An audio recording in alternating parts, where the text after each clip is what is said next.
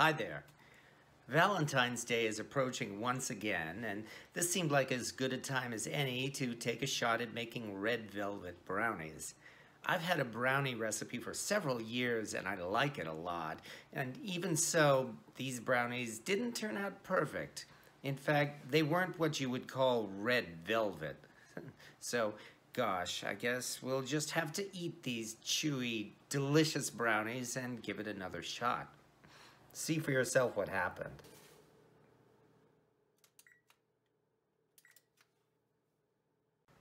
Brownies are notorious for sticking, which is why we're using parchment paper to keep that from happening.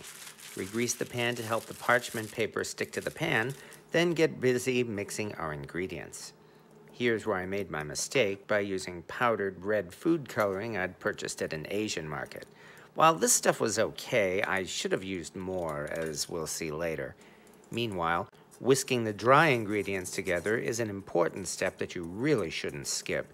This incorporates air into the batter and it helps it to rise. This is also why we add the wet ingredients to the dry ingredients and not the other way around. Also, when making a red velvet dessert, we need a touch of bitterness that can be found by using a combination of buttermilk and extra vinegar.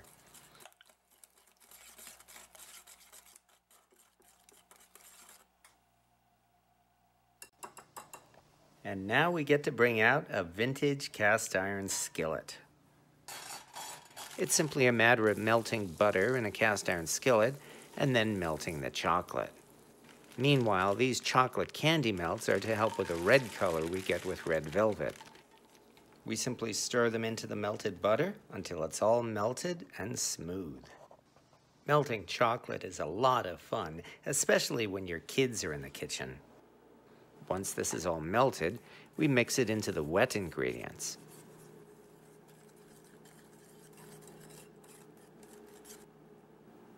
Then from there, we mix the wet ingredients into the dry ingredients.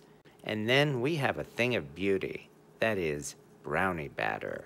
I was surprised this wasn't a deep red color after using the red chocolate and food coloring, but my hope was for it to turn red as it baked. Even so, there are few things more wonderful than a bowl of brownie batter, except maybe for the finished brownies. We add it to the baking pan and give it a shake to let the batter settle more evenly in the pan. And into the oven it goes to bake for about 35 to 40 minutes.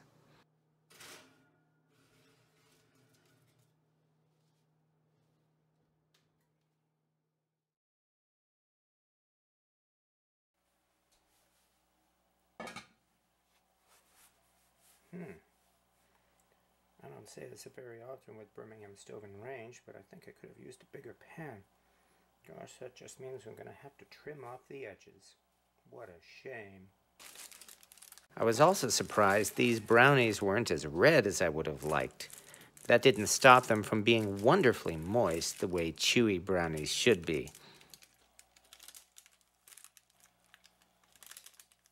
It was a battle to resist sampling these, but fortunately there were a lot of leftover brownie edge pieces.